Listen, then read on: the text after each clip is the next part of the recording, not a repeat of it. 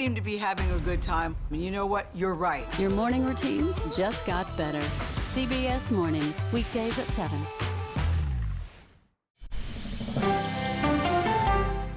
I'm John Dickerson. Join me for the Daily Report, weekdays on CBS News 24/7.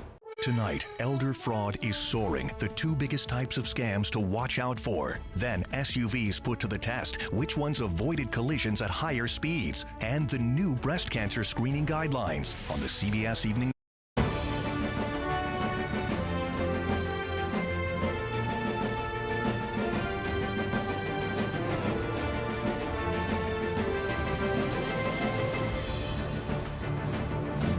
The judge in the case held Trump in contempt of court for violating a gag order multiple times. We will not allow anti-Semitism to thrive on campus, and we will hold these universities accountable for their failure to protect Jewish students on campus.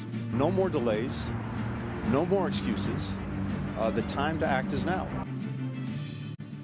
Hello, I'm Nancy Cordes in Washington. Welcome to America Decides. Israeli Prime Minister Benjamin Netanyahu is vowing to launch a ground offensive in the southern Gaza city of Rafah with or without a hostage deal. This as Hamas considers a ceasefire in exchange for the release of Israeli hostages. Here in the U.S., there's been a major escalation in the protests at Columbia University and dozens of other colleges. Demonstrators against the war on Gaza have now broken into a building on Columbia's campus as tempers there fray. I can say that there's no business as usual during a genocide, and I'm very proud of my fellow students as well as many faculty members. You're filled with hate. You are not for the Palestinians. You're against Israel. Weijia Jiang is at the White House with more on ceasefire negotiations, but we're going to start at Columbia University, and that's where we find our Tom Hansen. Tom, good to see you. I understand the administration is now threatening to expel students if they continue to occupy that building called Hamilton Hall that's right in the middle of campus. Yeah, that's absolutely correct, Nancy, but that has not deterred the students who are inside Hamilton Hall.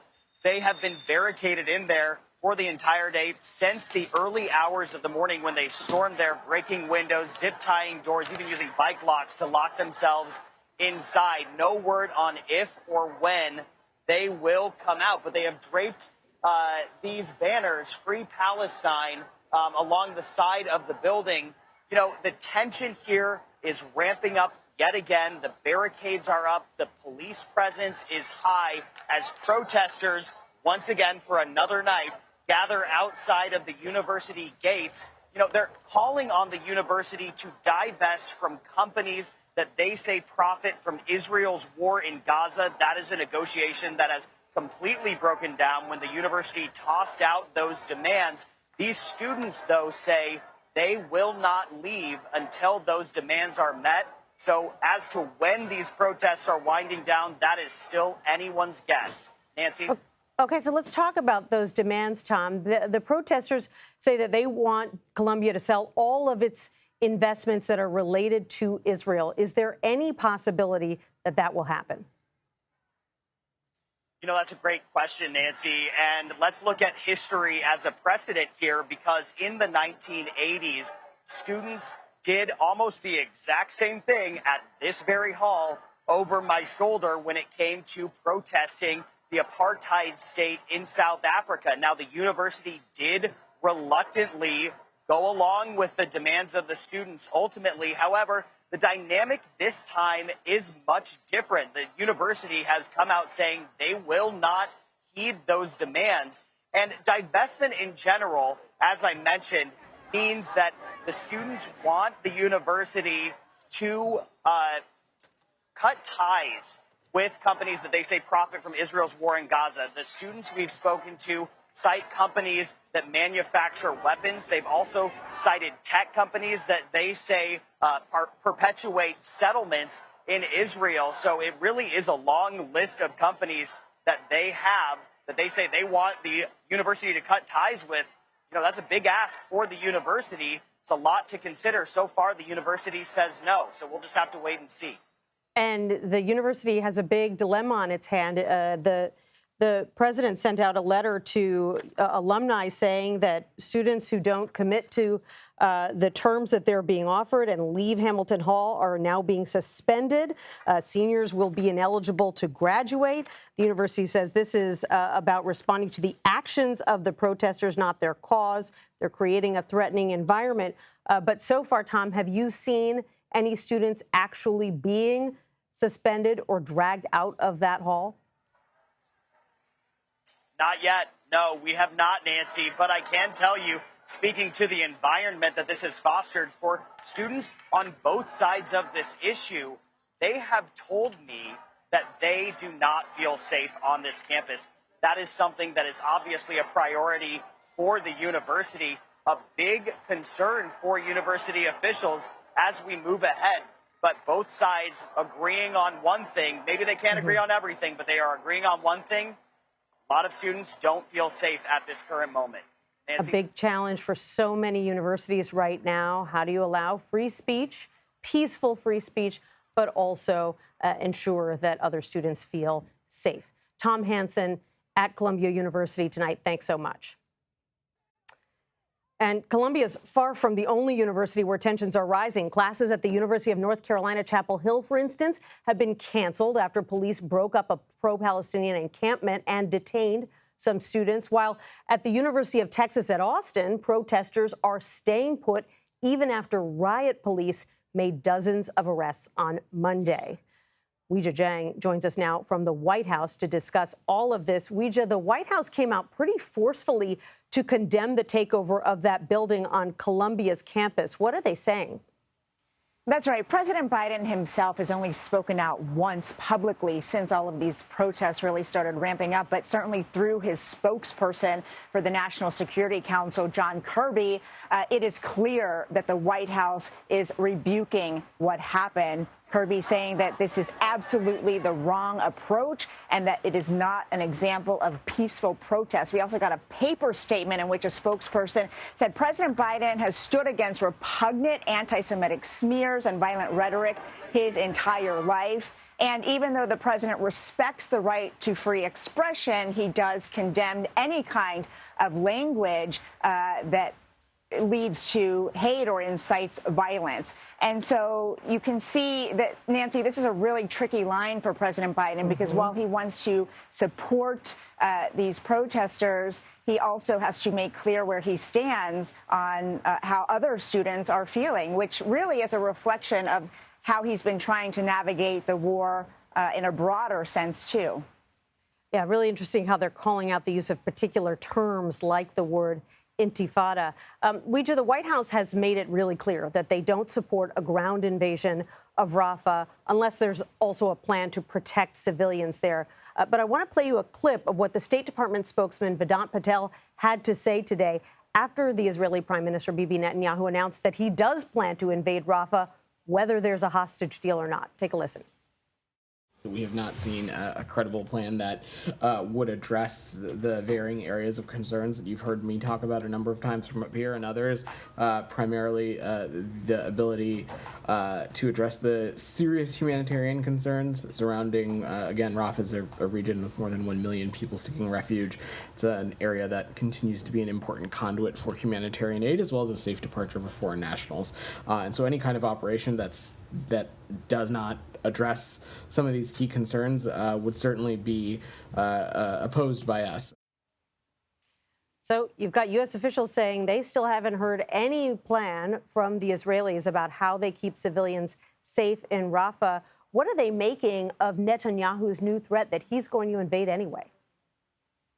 Well, even though this is his latest remark, it's not exactly new in terms of his position. The past few times Netanyahu has made public remarks about a potential ground invasion, he has made pretty clear that, yeah, we hear the critics, we hear allies even, but Netanyahu said he's going to proceed anyway and has in the past even said he has chosen a date for this ground invasion. And even though the U.S. continues to say, Nancy, that they do not support this, they have not crystallized what potential consequences would be if there were an invasion. Of course, we should point out that the Biden administration has said that if Israel does not change its approach to the war, then the U.S. would have to change its approach, but we don't have any details about whether that means conditions on aid, whether that means sanctions, because, of course, this is a really important relationship that the president is trying to preserve while also telling Netanyahu how he feels about his strategy. Yep, you've been asking, we've all been asking, but so far we haven't gotten a lot of specifics on that particular topic. Weijia Jiang, thanks so much. You're welcome. House Speaker Mike Johnson has announced he will expand the congressional investigation into anti-Semitism on college and university campuses across the U.S.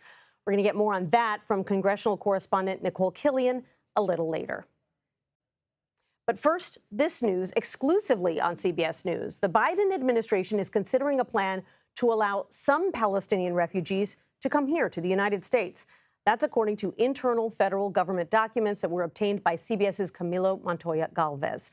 According to the plan, some Palestinians fleeing the war would be offered a permanent safe haven here in the U.S. And one option under consideration is to allow those who have immediate family members who are either American citizens or permanent residents to enter the country if they pass various background checks first. The plans would require coordination with Egypt, which has so far refused to allow large numbers of people from Gaza to cross the border into that country. CBS News has reached out to the White House, to the Department of Homeland Security, and the State Department for comment, and we'll let you know if we hear back. Are you better off under Biden? Promoting the administration's economic achievements. We're going to take a closer look with the White House budget director coming up. You're streaming America Decides.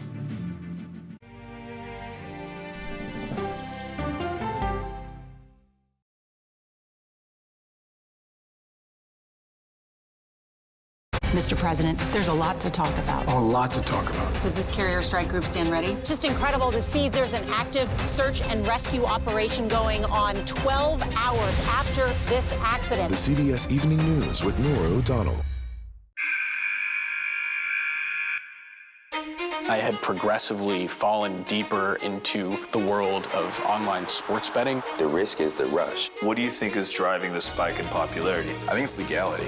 If it's legal, I'm going to use it. There are ways to bet when you are 18. We've created an epidemic of child gambling. You can't walk into a male dormitory in a college campus without sports betting happening. It's America's most neglected problem. I used sports betting as a way to escape, when in reality, I'm choosing self-destruction. Whatever I had left, it was gone. The purpose of the industry is to get you to play to extinction. And that means until all your money is gone.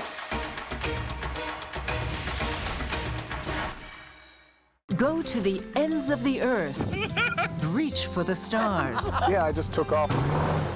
That kind of thing. Oh, that's pretty good. Because there's always something new under the sun on CBS Sunday morning.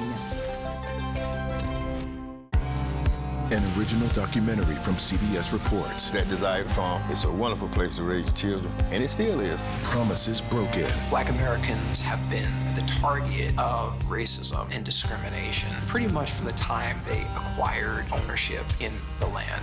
Costing black farmers hundreds of billions in generational wealth. They did everything to make sure we were run off that land. But communities are uniting to continue the fight. Collective ownership is powerful. To keep their land and their dreams alive. To watch my children play on land that we own means everything. So land is power. Most definitely.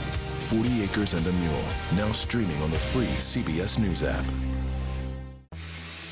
People with developmental disabilities were once sequestered by the hundreds of thousands in institutions. Many of our fellow citizens are suffering tremendously because lack of attention, lack of imagination, lack of adequate manpower. Disability activists have since torn down barriers blocking them from living at home or in the community. We conclude that Title II of the ADA requires states to provide community-based treatment for persons with mental disabilities. But of the 16,000 people who remain in state-operated institutions, half are in 5 states, and Illinois is one of them. I don't want to live in the institution. It makes me feel discriminated against. Do you think there are people living in institutions in Illinois that don't need to be living there? Yeah, because they're proving it as soon as they get out.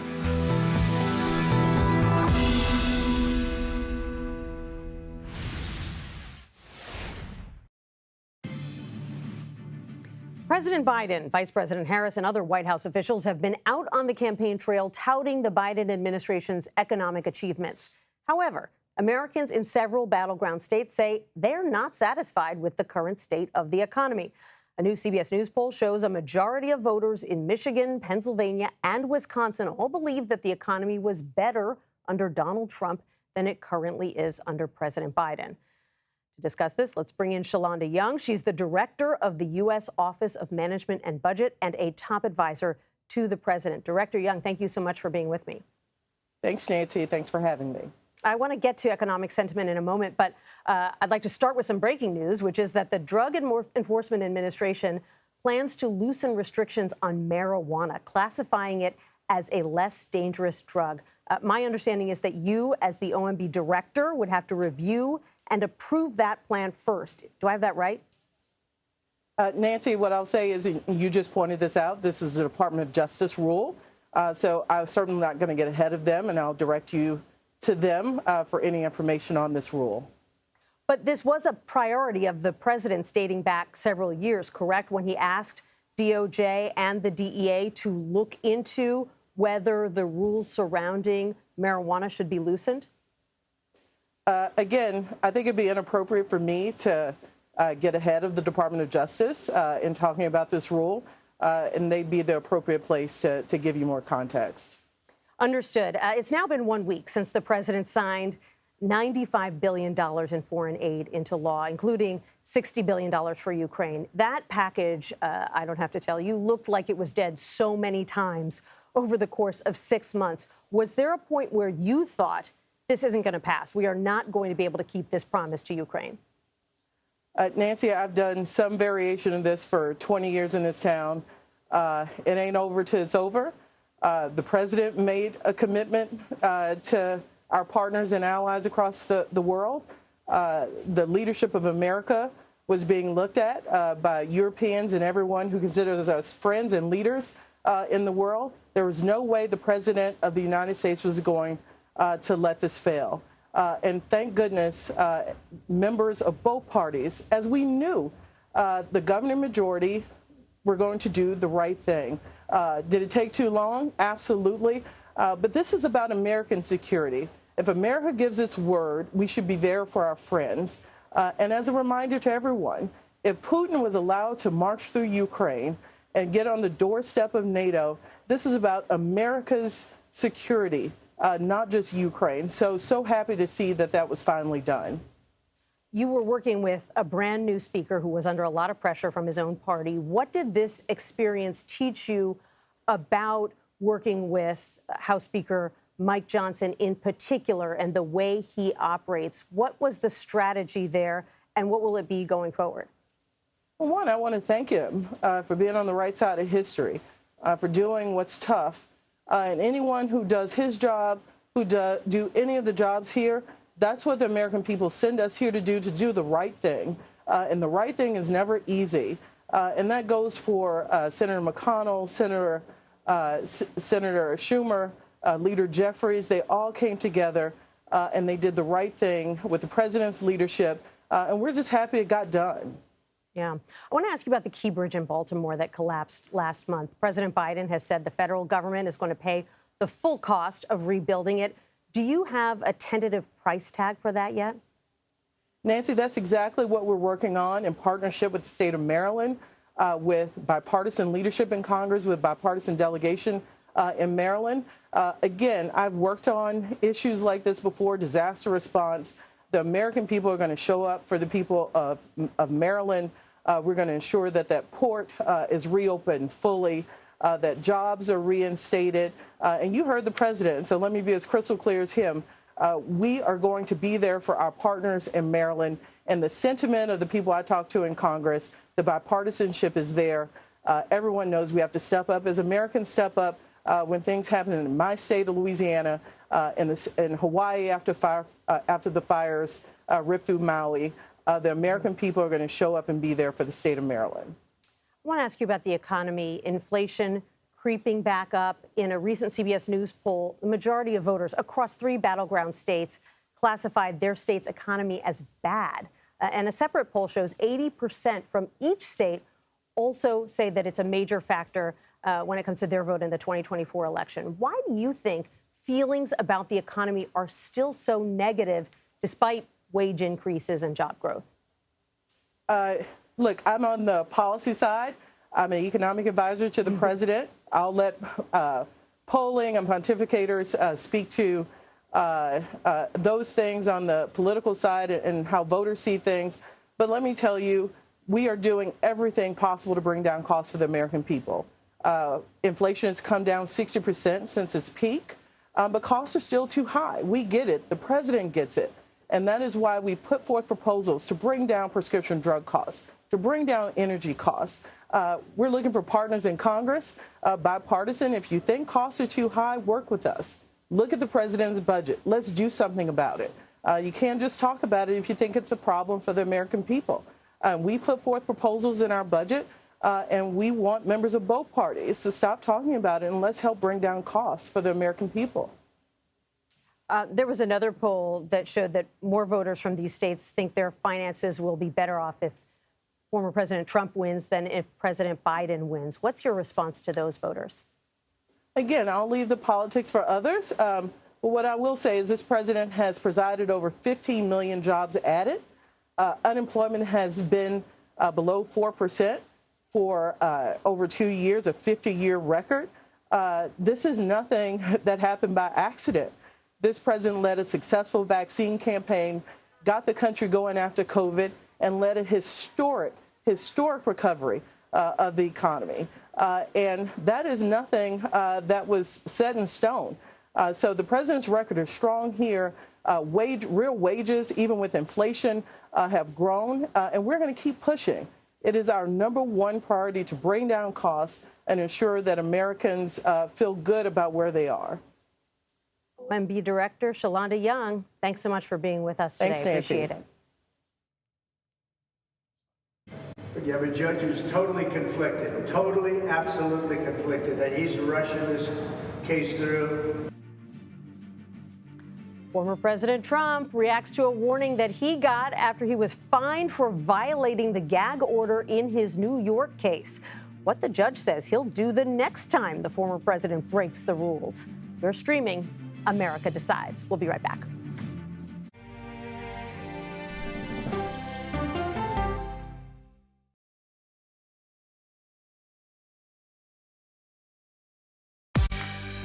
On our places, bright, shiny faces. When you wake up in the morning, we want to be your go-to team. Nate has one of the quickest minds I've ever seen. Tony has a way of making people feel comfortable. Gail has this unbelievable knack to ask the question that you're asking at home. I've been told I could talk to a tree, and that's pretty much true.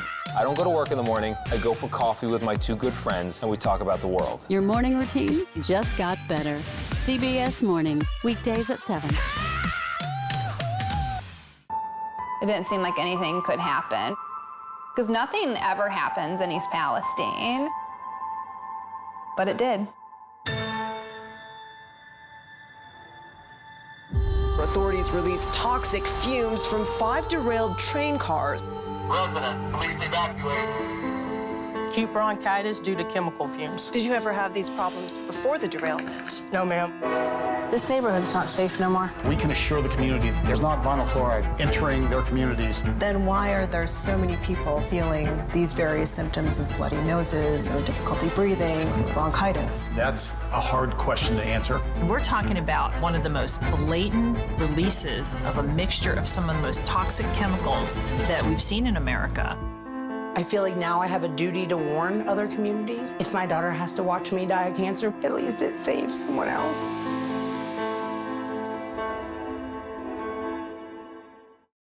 This case. It's like a screenplay, something straight out of Hollywood. But it's not fiction. It's 48 hours. Human remains found this week. 4 families shattered. There's no physical evidence. The mystery would haunt investigators for years. There's some questions that have to be asked and need to be answered. Like a John Grisham novel. A gripping true crime original. 48 hours. Now streaming on the free CBS News app.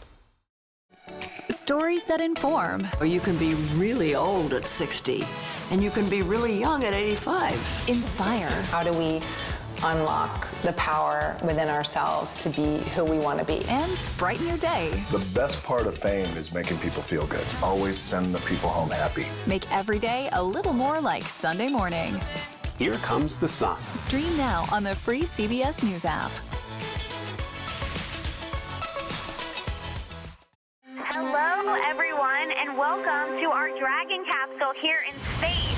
Sightseers in space, the thrill of a lifetime. Seeing the Earth from space, it was so exhilarating. But the risks that come with the territory. There have been 4 fatal accidents. That's a 1% fatal accident rate. Might make you look before you launch. If you had 1 out of 100 airplanes falling out of the sky, we'd have a public crisis. Space tourism, now streaming on the free CBS News app.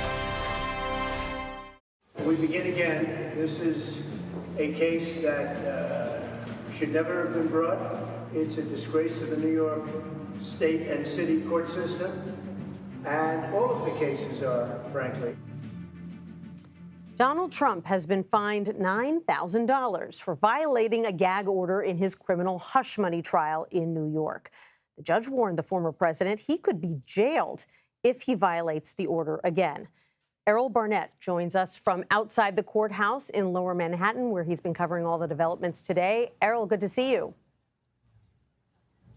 Hey there, Nancy. Great to see you. That gag order violation was really the first headline this morning, and Judge Merchan made clear that 9 out of the 10 times prosecutors said Trump violated it, he agrees with. So now you have this $9,000 fine, but the judge also acknowledged that $9,000 perhaps isn't that much to a man with Donald Trump's claimed net worth. And so that's why he also added this warning, saying that any more willful violations may lead to a necessary incarceration of the former president. But it does seem that Judge Merchan is trying to avoid that, partly because of the delay in this decision and also waiting until Thursday to decide on the 4 additional gag order violations. But what was noteworthy, Nancy, is that by the judge's imposed deadline of 2 p.m. this afternoon, Donald Trump had removed those Truth Social posts, had removed the commentary from his website, which criticized potential witnesses like Stormy Daniels and Karen McDougal, and called jurors that are part of this trial liberal activists. So the gag order appears in the short term to be working, but there's more to hear on that front this Thursday. And how has Trump acted since he was fined and threatened with jail time? Is he being more careful about what he says about some of these witnesses? Well, it's interesting because if you listen to the commentary he makes before he leaves and when he gets here, he's saying the same types of things, calling this a witch hunt and saying the trial should have never come forward. But there is a different character inside when you watch the proceedings. Donald Trump is attentive. He engages with his lawyers, asks questions, listens to testimony, despite how scarring it may be for his defense that he had nothing to do with this. And his son, Eric Trump, was here today. This is the first time we've seen any family member inside the courtroom with him, and they were seen discussing things during breaks. So you have this real split screen between the man running for president again, saying all these things outside the courtroom and on Truth Social, while inside he's kind of like any other American during this trial and is a criminal defendant, sitting silently. That is an interesting dichotomy. Errol, the court today heard testimony from a bank executive named Gary Farrow and from a lawyer named Keith Davidson. What did they have to say? What's their significance? Well, this is key, Nancy, because they're really the connective tissue now that links the star witness that we had last week and Gary Pecker, the former publisher of the National Enquirer, and some of the upcoming star witnesses like Michael Cohen and Donald Trump if he testifies. Gary Farrow confirmed that he was the banker who set up the LLCs, these limited liability companies that were apparently used as shell companies to make the payments to Stormy Daniels. And then we heard from Keith Davidson, a lawyer who represented both Daniels and Karen McDougal and facilitated making sure they got their money. And just before court adjourned today, Tuesday, Keith Davidson testified that it was after the Access Hollywood tape was released in October of 2016 and before the November election that there was a sense of urgency to pay Stormy Daniels. And that's the backbone of the 34 felony counts in this case. Very interesting. Court has wrapped up for the day in recess tomorrow. Errol Barnett in Lower Manhattan, thank you so much. The governor of North Carolina is commending the officers who lost their lives in yesterday's shooting in Charlotte. We can never, ever fill the void that they leave behind, and we can never fully thank them for what they do to keep us safe. But today, we can remember them and honor their lives, help their families, and support their fellow officers. Police there say 4 officers were killed and 4 others wounded while they were trying to serve a warrant. One suspect was also killed in a shootout with police, while authorities say they believe a second shooter was involved in the incident as well. A message from Marjorie Taylor Greene, what Democrats are saying about her efforts to boot the Republican Speaker of the House. We'll get the latest from Capitol Hill in a moment. You're streaming America Decides.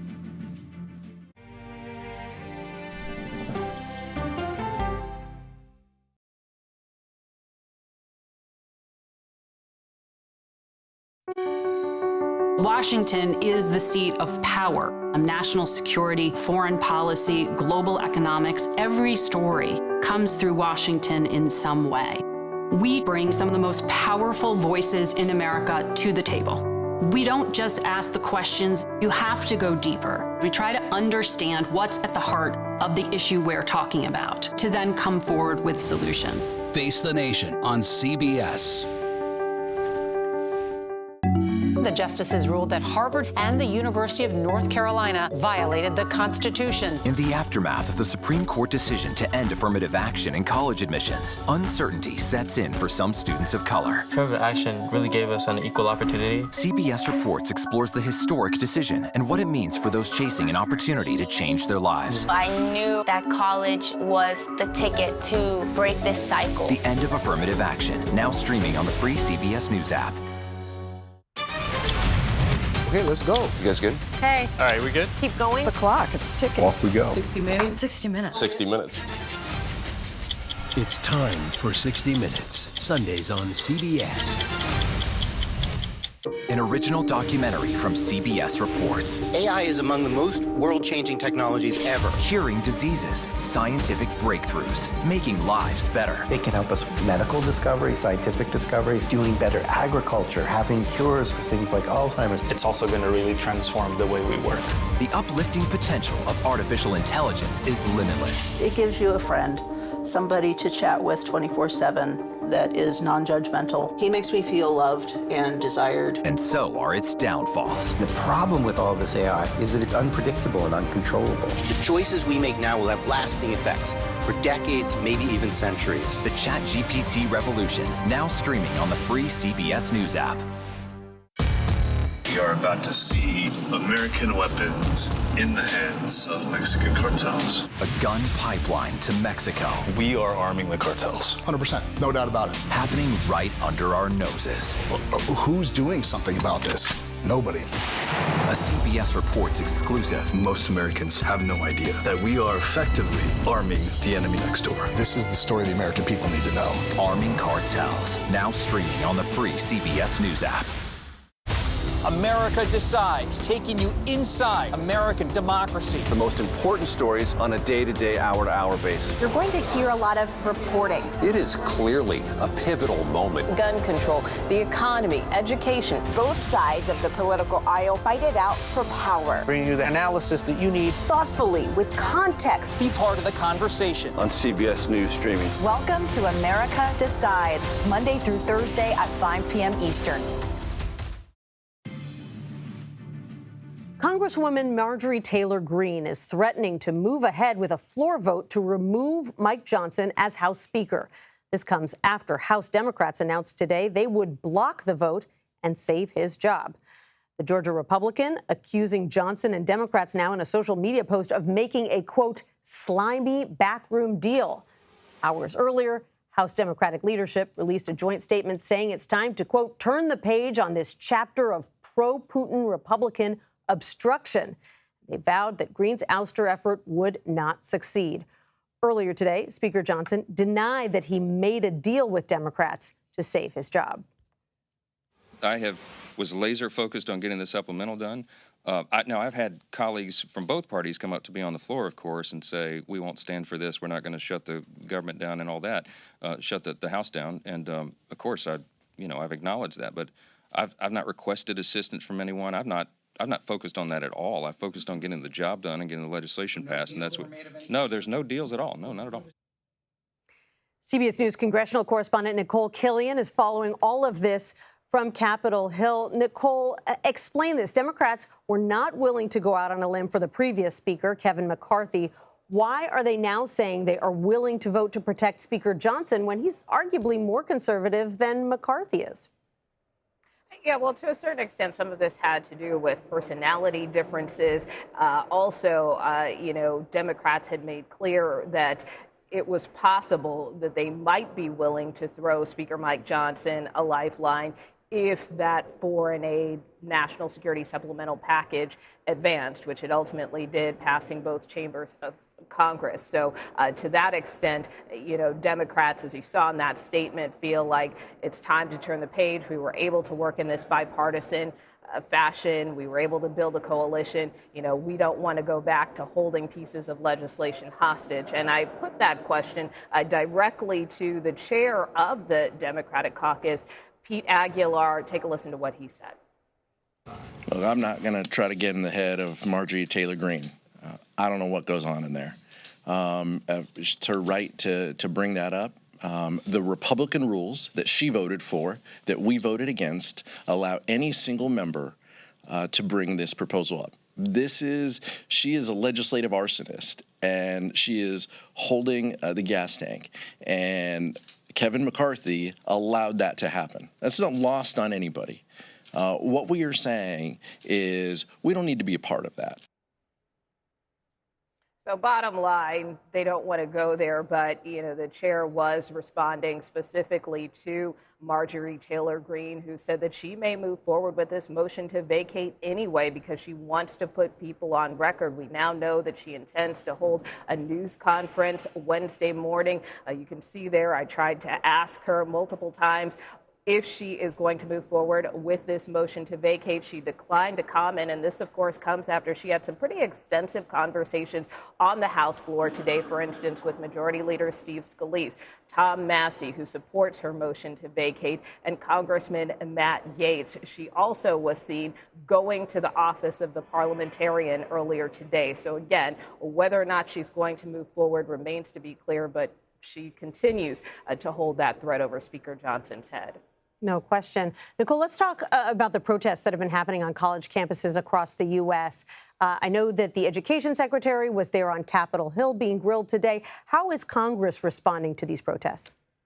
Yeah, well, Secretary Cardona was here on the Hill speaking before a Senate Appropriations Subcommittee. And while the focus of that hearing was more so on next year's budget, he was pressed a number of times by Republican senators specifically. We also tried to press him directly about what his message would be to these campus demonstrators who have set up these encampments on college campuses across the country. And what he continued to say is that he believes that anti-Semitism is wrong, that we need to do a better job. Take a listen to what he told the panel this morning. I think what's happening on our campuses is abhorrent. Hate has no place on our campuses, and I'm very concerned with the reports of anti-Semitism.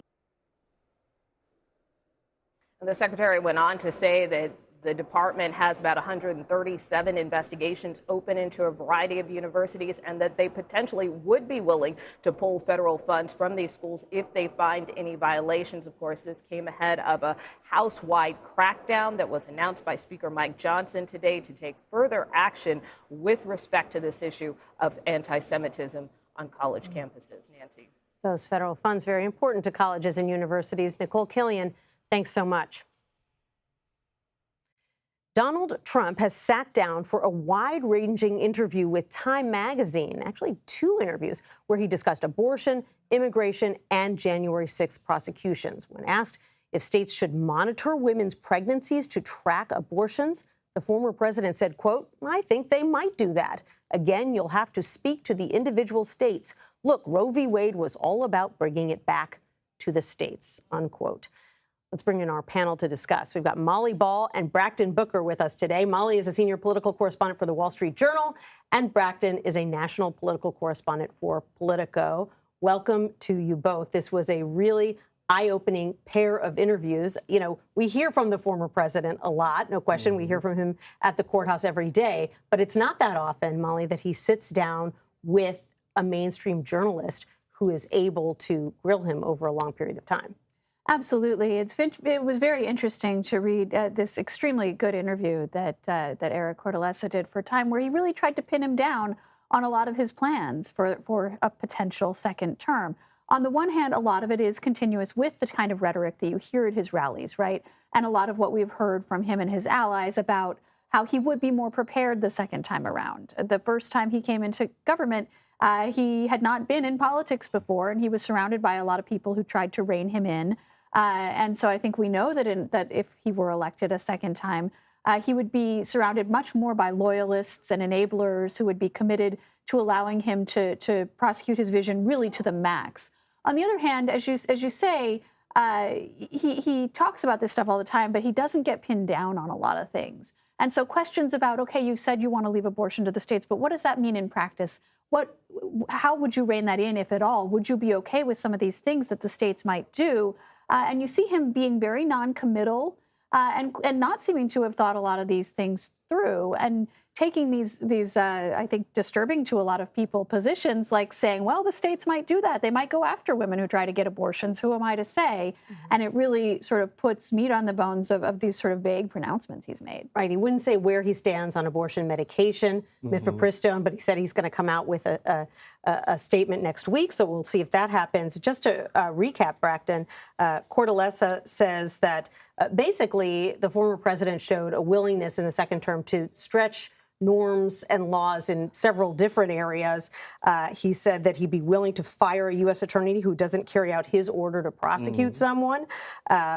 He said that he would be willing to send out the National Guard or the military to round up migrants who had entered the country illegally. And when Cortellessa challenged him on that and said, sir, the law says you can't deploy the U.S. military against civilians, Trump said, well, they aren't civilians.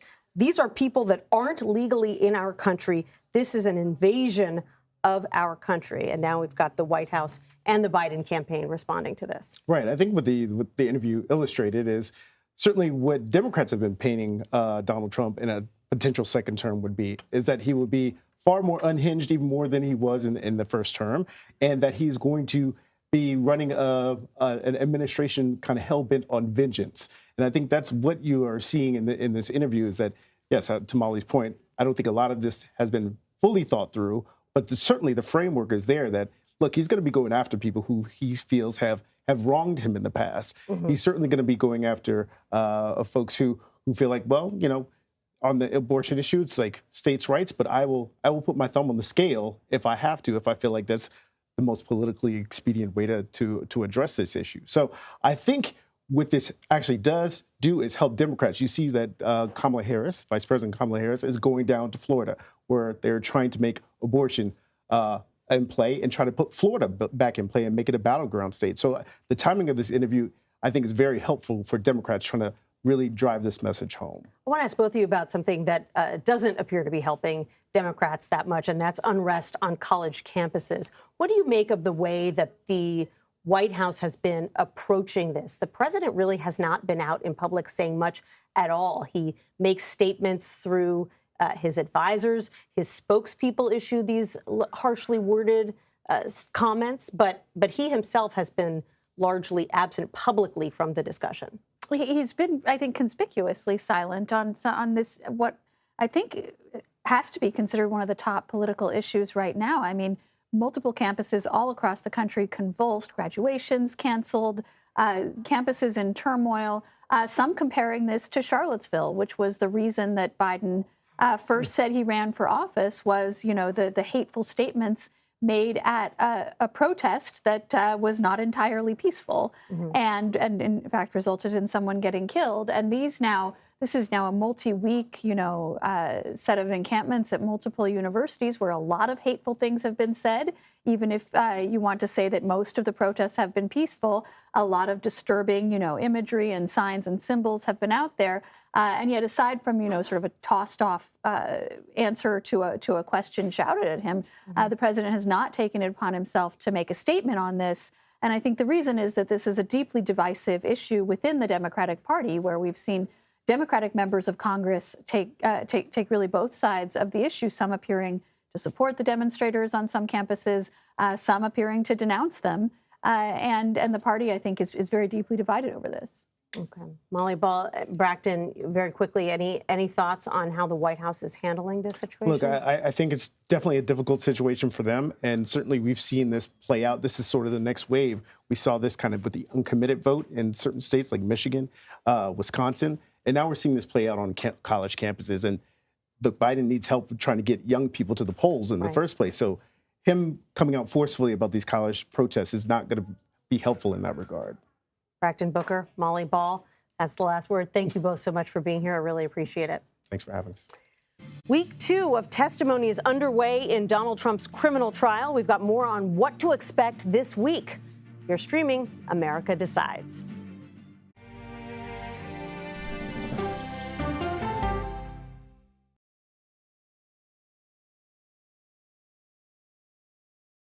Go to the ends of the earth. Right now. We got something crazy.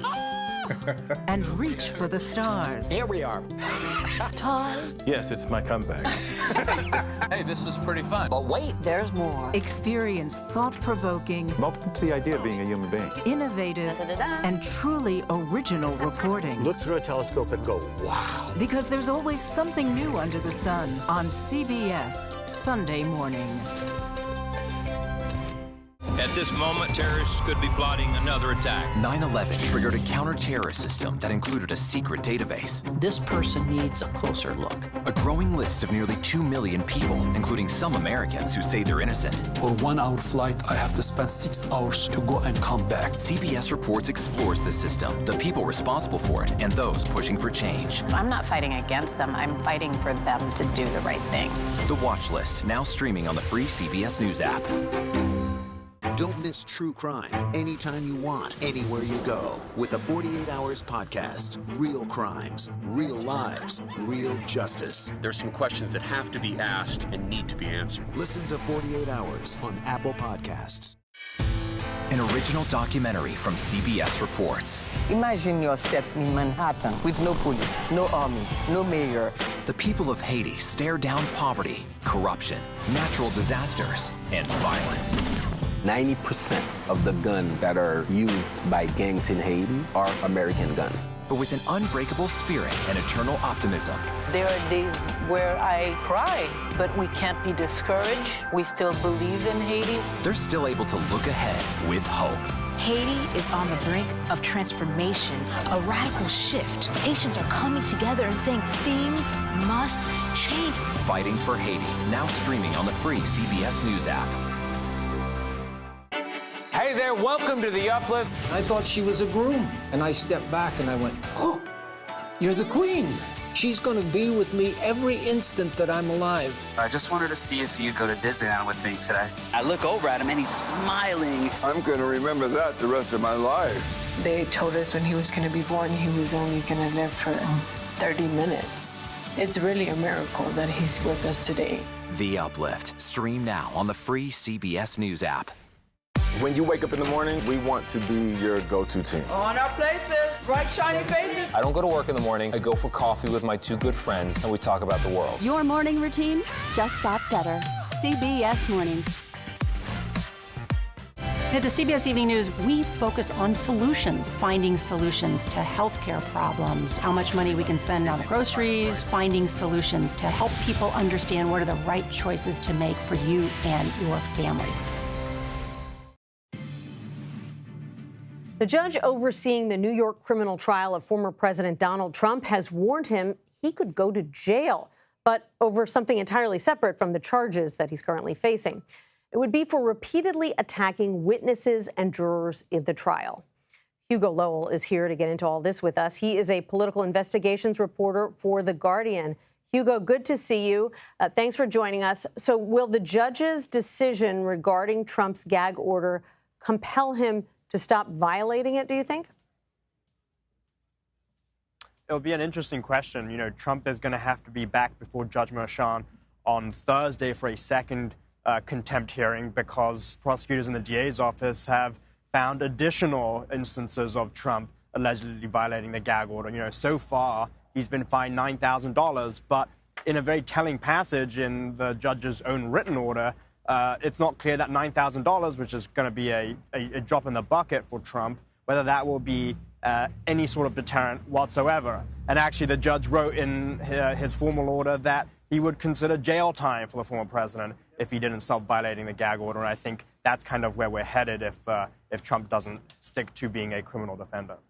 That would certainly be notable. Hugo, the former president, has been complaining that this trial is keeping him off the campaign trail. But last Wednesday, when court was in recess, he went golfing in New Jersey. What is he planning to do tomorrow when court is once again in recess for the Wednesday? Yeah, look, he's got rallies scheduled all the way through basically his entire criminal trial proceedings.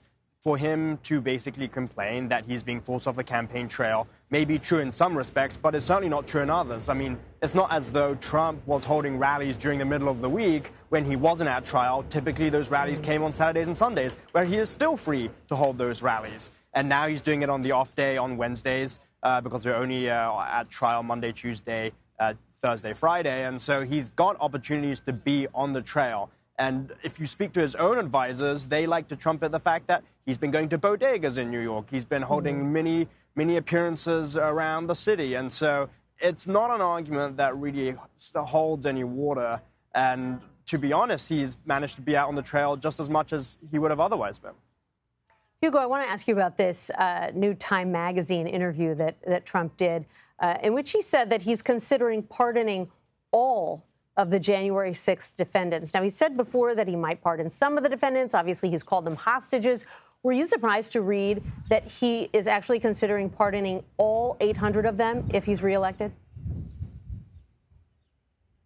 I wasn't, and only insofar as the fact that Trump has continually promised this at his rallies, and this is a talking point that his campaign has pressed for months now, the idea that he will pardon everyone connected to the January 6th violence. I mean, it's quite extraordinary if you think about it, because a lot of these defendants have been convicted not only in bench trials, but in jury trials in the District of Columbia. And so for the former president to come out and say, I'm going to pardon all these people and effectively endorse political violence, which is what happened on January 6th, is kind of this extraordinary claim. But it's also something that Trump has been saying for so long that I think it's kind of part and parcel of what Trump says and does, and it's kind of baked in for a lot of voters. And so I will be interested to see whether, if he wins the election, whether he goes down that path.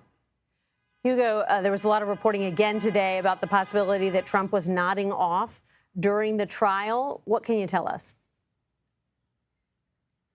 I think that's accurate. It's difficult to tell if he's actually sleeping, and I will say, the trial today was one of the more long days. There was a lot of testimony from witnesses where they had to read out parts of emails, where they had to affirm that they were custodians of records. And so I think it was one of the more boring days in court. But Trump has been resting his eyes, shall we say. You can see from the monitors in the overflow room that his eyelids droop, and then he jolts back upright when there is something more interesting for him to focus on. For instance, when there's witness testimony that's more substantial and material. It's not clear if he's actually sleeping, but certainly it appears as though he's had his eyes closed for various amounts of the trial. You certainly have a very interesting bird's eye view. Hugo Lowell, thanks so much for joining us today. Neck and neck. New CBS News polling has Biden and Trump in a dead heat in 3 key swing states. We're going to head to the must-win state of Michigan to hear from voters about that tight contest. We're streaming America Decides.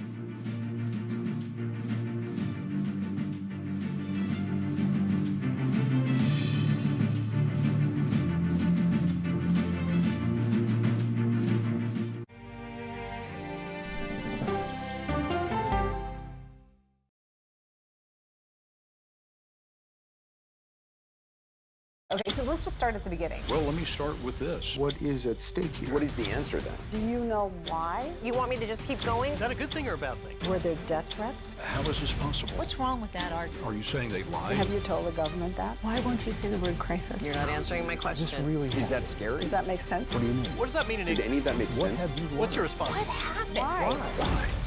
It's time for the CBS News Original 60 Minutes, Sunday on CBS and streaming on Paramount Plus.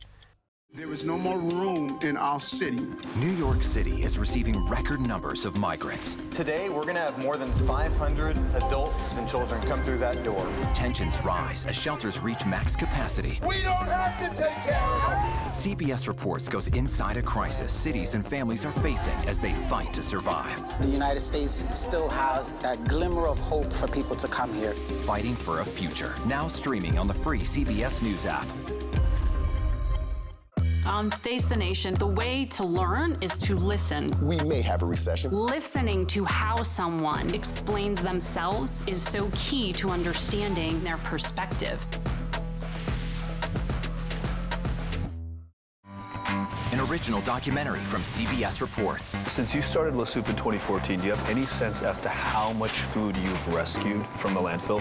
We've rescued 4.5 million pounds. I can't even fathom how much food that is. And that's one little person in one little city in America. We're going to call this chicken piccata. We did 450 of these meals today. This is the exact dish that you and I are going to have. Yep. Oh, really good. Is it good? Mm-hmm. Having a plan of how to keep people fed should be in every single city. If we eliminated food waste, could we eliminate hunger? Yes. Eating Trash, now streaming on the free CBS News app. America Decides, taking you inside American democracy. The most important stories on a day-to-day, hour-to-hour basis. You're going to hear a lot of reporting. It is clearly a pivotal moment. Gun control, the economy, education. Both sides of the political aisle fight it out for power. Bringing you the analysis that you need. Thoughtfully, with context. Be part of the conversation. On CBS News Streaming. Welcome to America Decides. When people say who's first to get in the morning, that would be me. Morning news matters because it sets the tone for your day, and it's a way of getting you started. Day to day, that first draft of history, it happens right here. We're going to uplift you. We're going to send you out your way. We take you places, we teach you new things, and we make you feel like, you know, it's not all bad. People say to me, you always seem to be having a good time. And you know what? You're right. Your morning routine just got better. CBS Mornings, weekdays at 7. Welcome back to America Decides. A new CBS News poll has President Biden and Donald Trump in a dead heat in 3 key swing states. Our Aaron Navarro is in Michigan getting voter reaction. Hi, Nancy. After a CBS News poll last weekend showed President Biden with a 2-point lead in the battleground state of Michigan, I went to Kent County, home to Grand Rapids, and a competitive area in the western part of the state. Republican voters I talked to there told me that immigration and the economy are winning issues for former President Trump. Meanwhile, Democrats I talked to believe that corporations are to blame for some of the higher prices, not President Biden. And one voter that voted for President Biden in 2020 told me that she may be sitting out this November because of the economy. Take a listen to what these voters had to tell me. I just feel like he's not doing anything. I don't know. I just feel like ever since he's been in office, everything's been going down. Like, you know, cost of living is going up. Everybody has seen inflation. I think a lot of it has to do with corporate greed and not so much what the administration can do. The economy was it was booming under Donald Trump, period. You can't even deny that in no way, shape, or form. And one of the reasons you saw basically wages not only go up, but you saw that profits went up. They think he's a millionaire. If he's a millionaire, billionaire, he must have some business sense. That's the bottom line. I don't get it. But if that's your yardstick, if your whole yardstick in life is money, and you see a millionaire that could be running the country, they think that person will run the country better. But they're not dealing with facts. They're not dealing with any current data. Democrats in Grand Rapids that I talked to also showed a real worry for what a second Trump term would mean for abortion rights and democracy. Now, Kent County is expected to be another battleground this November. President Trump won it by 3 points in 2016, while President Biden won it by 6 points in 2020. Now, former President Trump will be in Saginaw County tomorrow, another competitive area in Michigan, showing that the general election race here in this battleground state is heating up. Nancy? I think both candidates are going to be spending a lot of time in Michigan this election cycle. Aaron Navarro in Detroit, thank you. The document in which Abraham Lincoln set into motion the Union's response to the Civil War has a new home. The order to blockade southern ports, signed on April 19, 1861, has been donated to the Lincoln Library in Springfield, Illinois. It was Illinois Governor J.B. Pritzker and his wife who recently bought the document from a private collector and today presented it to the library. It'll be on display until February 2025. Piece of history. Well, that does it for today. We'll be back with another edition of America Decides tomorrow at 5 p.m. Eastern. The Daily Report with John Dickerson starts right now. Welcome to the Daily Report for April 30th, 2024. I'm John Dickerson. The protest has become an occupation. Things escalated Tuesday at Columbia University as pro-Palestinian activists seized a building and barricaded behind desks, chairs, and vending